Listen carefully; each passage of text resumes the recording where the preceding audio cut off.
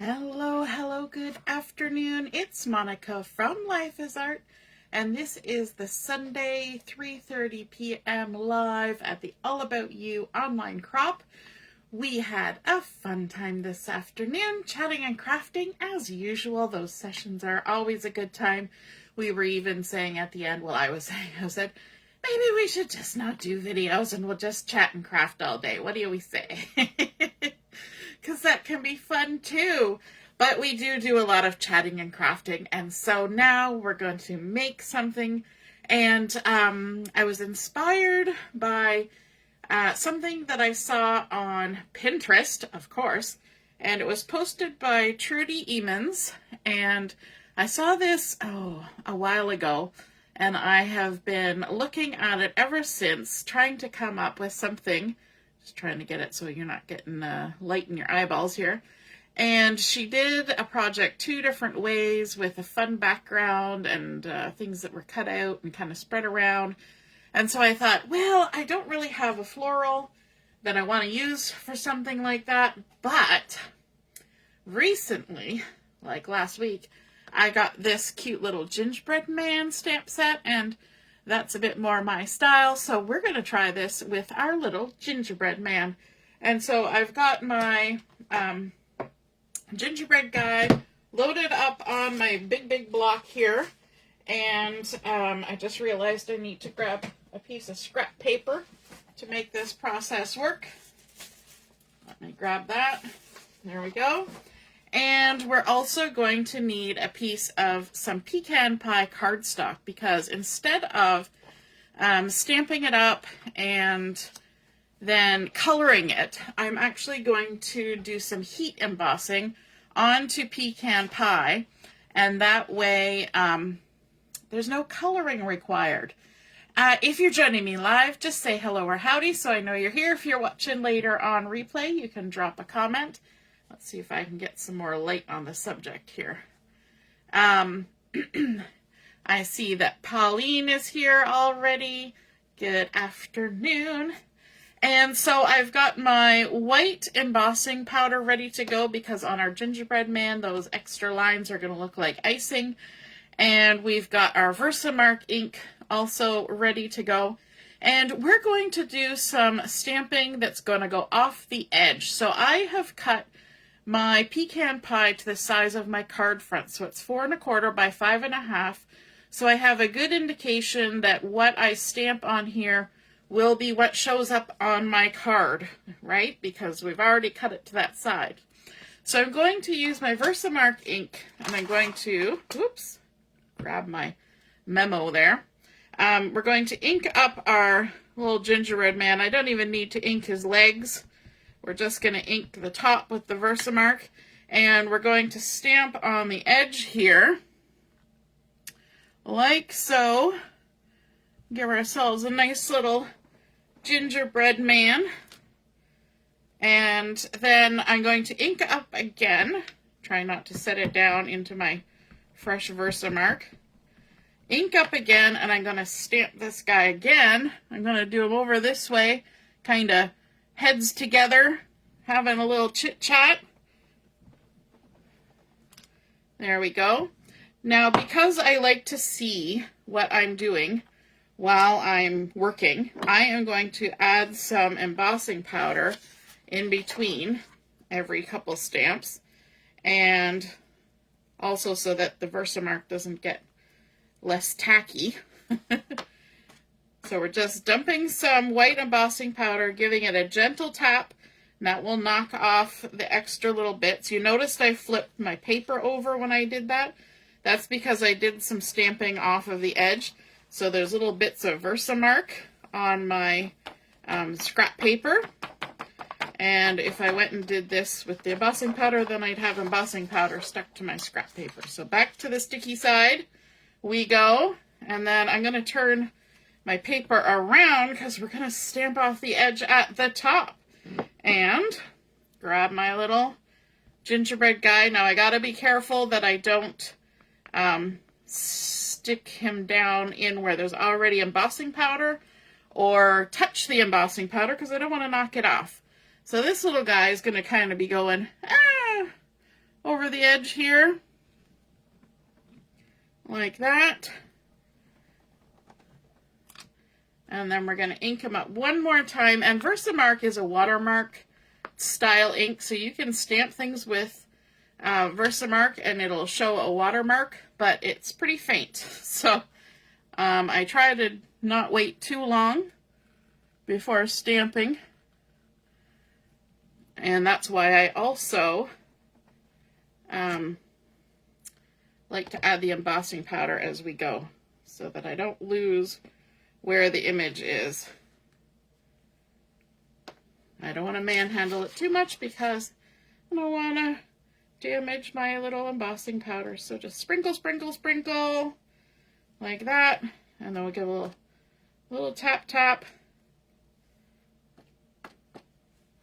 And if by chance you get a little bit of embossing powder in that negative space, it's okay, because we are going to, we're going to be fussy cutting that out. Or if you have the dies, you could die cut it out. I don't have the dies, so fussy cutting it is. But our little gingerbread mans are going to require some faces now. I'm just going to keep it on that side of the embossing because for now, when we're stamping on the little faces, we aren't really going to make too much sticky on the edges. So let's see. We have the little smiley face guy. I'm going to stamp him on there. Then we've got the surprised face guy. And we'll stamp him on there. And we've got, let's see, down here, we've got the one with the little eyelashes, like that. And then this guy over here. We're going to do all the different little faces. Let's do the little winky face, because you're only going to see just sort of one eyeball there. And, okay, let's add our embossing powder for those ones. We don't want to wait too long. It is sticky stuff, but eventually it becomes less sticky the longer it sits. Gentle taps. There we go. My funnel. And then the last thing we need to do is we need to put one more little decoration on these guys, and it's going to be the same one for all of them. It's the little buttons. Ooh, can you hear a siren going in my background? We're near a fire station, and so sometimes we can hear the fire trucks heading out. Hopefully everybody's okay. All right, let's give this guy some buttons, like that. Let's give this guy a little button off the edge. Little buttons over here. And then the last guy doesn't need any buttons because he's already off the edge. Talk about living on the edge. He's off the edge. All right, so buttons, buttons, buttons. And then we're done. Now, if you have too much stray powder because you're like me and you didn't use the anti-static, if there's any major bits, you can always just give a little rub gently and then blow some of that off and then just ignore the rest. That's a good policy, right? Just ignore the rest. We don't need to worry about that. Okay, let's tip our remaining embossing powder back in. All I do is kind of pick up the two edges, make like a little funnel, and tap, tap, tap till it all funnels itself in. And that's that. We're done. Now we can bring in our heat tool, get that warming up, and pick this up. Now when you're heat embossing, you want to make sure that you blow the hot air away from your hand and have it blow kind of across your paper.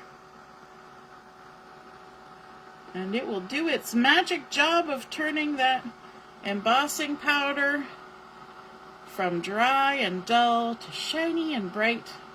I just realized there's embossing powder sitting down on my mat. That's why I lifted it up a little higher, because I really don't want to heat emboss right onto my mat. I'll give it a blow. See if I can blow it away. There we go. It's doing its magic. Basically, you're just melting plastic.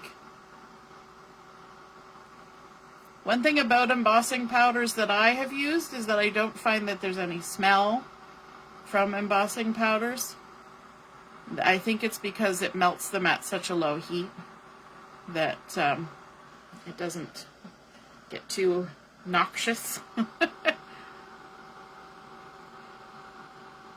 I mean, I wouldn't do it in a closet maybe because it's this closed, confined space, but in my craft room, it's fine. If you're sensitive to things like that, smells and whatnot, you may want to have a window open when you use things, but I've never noticed anything. I think they would probably have a warning about using it in a ventilated space if you needed to. And there we go. It goes pretty fast. You just move your way around the page, and there we have it. Some fun and shiny heat embossed little gingerbread men's. And now what we're going to do is we're going to take these little guys and we're going to fussy cut them out. So we're going to leave the edge of the cardstock as a halo around the stamped image. And we're just going to pivot our paper as we go. Now these two that are having a little tete-a-tete are close together, so they're going to get cut out together, which I think is nice. So we're just gonna, oops, I should have probably rough cut before I did this. I'm gonna get a little bit snaggled in the extra paper. And then we'll go around. So if you're new to fussy cutting, this is a good project to work on because these are nice, soft, curved lines, nothing crazy detailed, but there are dies. However, this particular one, where they're side by side, the die would not actually work for this. But you could cut them out individually, leave more space, cut them out individually, and then just adhere them closer together. So we're going all the way around. I'm going to get rid of the excess there to make the pivoting easier. Lovely. And then our last little gingy. So pay attention to all the arms and things because there might be spots you need to cut out that you don't see right away. Like this little guy is going to have a little notch over there. And we're going to go all the way around. How's everybody doing today? I see Heather is here. And I saw that there was more things happening, but I bumped my thing and it jumped away on me. So Pauline is here and Mom is here. Allison, hello, and Heather and Katie and Carol. Yes, it does make me want gingerbread cookies. Hey, Diane. Everybody's jumping on. And we're going to do that last little spot there, and then that's it. We're done. Now, I want to do a little bit of inking around the edges of these because, I don't know about you, but when my cookies come out of the oven, they usually are a little golden around the edges. Sometimes it's because I didn't pay attention to how long they've been in there. So I'm going to use my little finger dauber and just add a little bit of ink around those cut edges. And I'm using the Pecan Pie to match my Pecan Pie cardstock. This will also help to give a little bit of dimension. Yes, Pauline, it's Monday morning and it's a holiday. Awesome. Okay, so another thing that I want to do is I'm going to, where'd my scrap paper go? I'm going to, after I ink the edges, I want to then come in, I'm going to dab off to get that first little blip of ink off, and then I'm going to come and kind of pounce a little bit around the inside because the texture of my dauber is going to make kind of like a cookie texture, you know, the little cookie grainy looking texture on my cookies, and give them a little bit of dimension and just look like they came baked out of an oven. You probably can't see that very well on the camera, but I can see it. I know it's there. Okay, and then our next one, just our little winky guy, kind of little wing, oh, a wave and a wink on the corner, like so. Let's give him a little bit of a little baking, a little half-baked, like so. And then our two guys together. Now this one's a little more tricky because there's a few more ins and outs, but you just do your best. And if it's anything like the cookies I make, if there's any broken ones or ones that aren't cooked quite right, then that's the ones that the baker gets to eat, right? When I go to this in-between spot, I'm just sort of bending my paper and adding a little ink there too. And then we'll just go all the way around. Sometimes you need to kind of manipulate your paper to get in the crevices. There we go. Like so. And then a little dab dab. Give him some little baking marks. A little crummy texture. A fine crumb. Usually that's to do with cake, but we can call it same thing for a gingerbread man. Give him a fine crumb. A little bit of shadow. A little bit of this and that. Okay, we have our little gingerbread man's all done. Like that. And now we can start assembling our card. So I've got a piece of 8.5 by 5.5. It's been scored in the center at 4 1/4. And then I can just go ahead and crease that on the score line. Make sure everything lines up. Crease it from the center out. I'm going to use my bone folder to give it a really good crease. And then I want to bring in some designer series paper or pattern paper. And I've chosen to use this one from the Elegant Pine Snowflakes collection, and this has sort of that shaded spruce and little snowflakes going on, which I think is super cute and gives you the impression of winter time. And I have cut this to the full size of my card base, so it's 4 1/4 by 5.5. I'm going to add my adhesive like so, and even some in the middle, why not? Grab my, take your pick tool, lift up the backings. There we go. And then we're going to stick this down. Going to use our fingertips to feel the edge of our folded edge, and then slide our paper up to it and lay it down. And then we can bring in our little gingerbreads. I'm going to start with the ones that are going to go on the bottom. They're basically going on here the same way they went on the Pecan Pie cardstock. And for these, just because there's a lot of ins and outs, I'm going to use my glue to adhere these, because that way I can get into all the nooks and crannies, and because they're going to be on the edge of my card. So I want to make sure that the little edges don't catch and pull up. So liquid glue can kind of get in those a little bit easier than my roll of adhesive. And then we're going to line this up right on the edge of my card. I'm using my tweezers to help me with that. Doesn't that look cute? And then this little guy is going to go up here. These tweezers, my mom gave them to me. They're ones that keep shut until you squeeze them, as opposed to having to squeeze them all the time. And that's really good for me, because I got some carpal tunnels. Carpal tunnel stuff going on. So not having to squeeze it the whole time definitely is the way to go. There we go. And then our last little guy. So cute. Like Carol says, this is making me hungry. I really want a gingerbread man right now. Might have to do some baking. This is actually faster than doing the actual baking.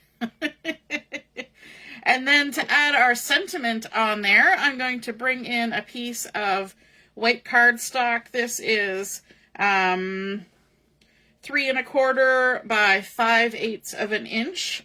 And I'm going to use a sentiment from our stamp set that says, Baking Spirits Bright. And I'm going to use some cherry cobbler ink to stamp this. Just scooch that. And as we were getting ready earlier, I actually stuck my thumb in the cherry cobbler ink. So this is matching my thumb. All right, I'm going to come close to myself. Stamp it on there a little bit to the left, because I'm going to dovetail the end of that, make it a little fancy schmancy. We're going to keep track of that ink. We're going to need it again. So just dovetail, make a little 1/4 of an inch snip in the center, and then come from the corner to the top of that snip in both directions. There we go. Now before I add my sentiment to the front, I'm going to take another piece of cardstock. And this one is the same size, except for it's 3 1/2 inches long instead of 3 1/4, but it's 5/8. And I'm going to dovetail it as well, just to have these things on my mat ready to go. But before I add them, I'm going to flip to the inside of my card, and we're going to stamp an inside sentiment, which I don't always do. Just going to make sure that's a little bit flatter. And that's why I'm doing it now, because once I get those on, I'm using some dimensionals, and they're going to make everything a little bit popped up, and that makes it a little bit difficult to do the stamping, right?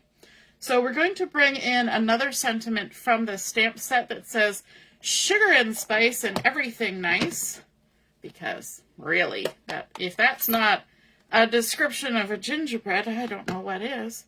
Make sure we got it going the right direction. And I'm going to use some Pecan Pie ink for this. Ink that up. I'm going to stamp it on the center of my card, a little bit up from center. It's centered side to side. And then I want to bring in the gumdrops. There is a stamp in that set that has 2 little gumdrops on it. So I've got my 2 little gumdrops here. And we're going to ink them up in cherry cobbler and shaded spruce at the same time. Let's see how talented we are at this. This is where I got my finger in the red when I was messing around earlier. So let's ink up the little one in the red, and then turn it around and ink up the big one in the shaded spruce. Looks nope, I didn't get the red on the whole thing. Let's try that again. There we go. Kind of come closer to myself, and we're going to stamp ourselves some little gumdrops. Not my gumdrop buttons. All right, let's ink them up again. Red. Cherry cobbler, I should say, and shaded spruce. And let's stick another little set of gumdrops on there. And then I'm going to actually wash this off using my Stampin' Scrub. Got my Stampin' Scrub here. I'm going to do it away from my project, just in case I make a mess. There we go. Clean it up. And we're going to reverse our inks. So I'm going to make the big one red this time, and the little one green, just for a change of pace. And we can give it a little stampy over here. And then I'm even going to bring in my scrap paper that we used earlier. We're going to ink that up again. So the red on the big one, same as we just did, and the green on the little one. go. And we're gonna do a little stamping off the edge. And we're gonna do it one more time. One more time. And when you do it off the edge, you get sort of an overload of ink on one of them. So stamp it off, ink it up again, grab some green, ink that up, and do another little, we're just kind of making a little cluster of fun stuff going on in our inside of our card. Now we can close those up. Shaded spruce and our cherry cobbler, and get rid of our scratch paper, turn it back to the front.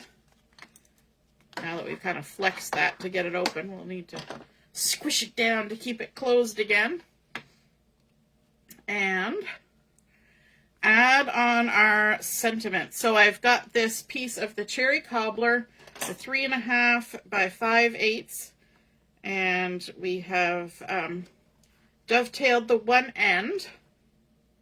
I'm going to put some adhesive on that. And I keep hitting my mouse, which keeps making all your comments disappear.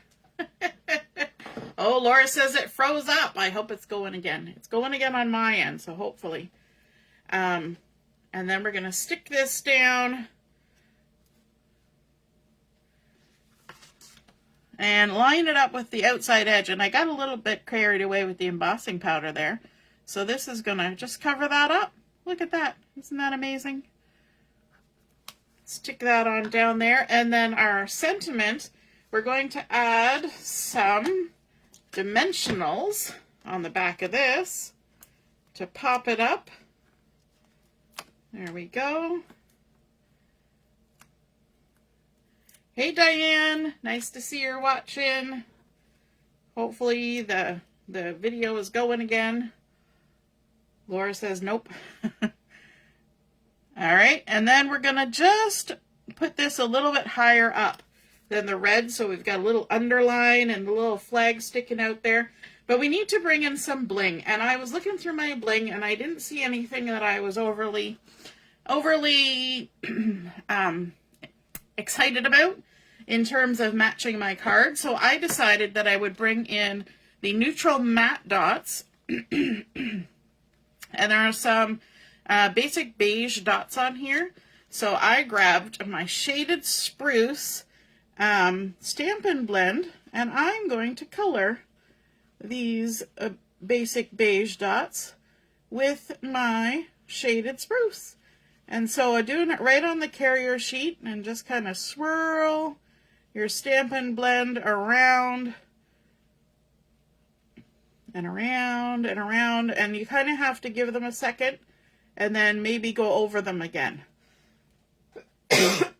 Pardon me, got a tickle in my throat.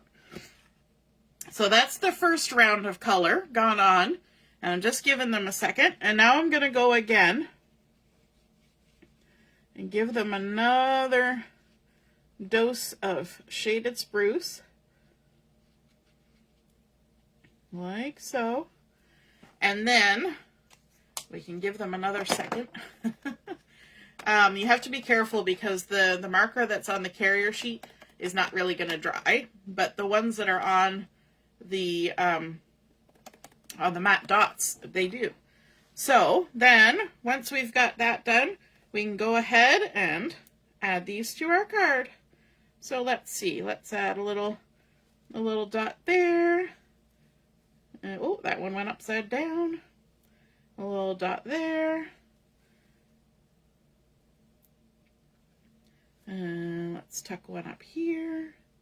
And I did 5 of these. I did 2 of the larger size and 3 of the little ones. So I'm putting 5 on my card, like so. And then, I didn't get really too much green on me, but the part that's on your carrier sheet right now, so I don't want to put it back in the package, just take something and wipe that off. It's kind of like a dry erase board. You know, whatever residue is still there, Just give it a little rub off so that it doesn't smear around. So whatever's there will stay.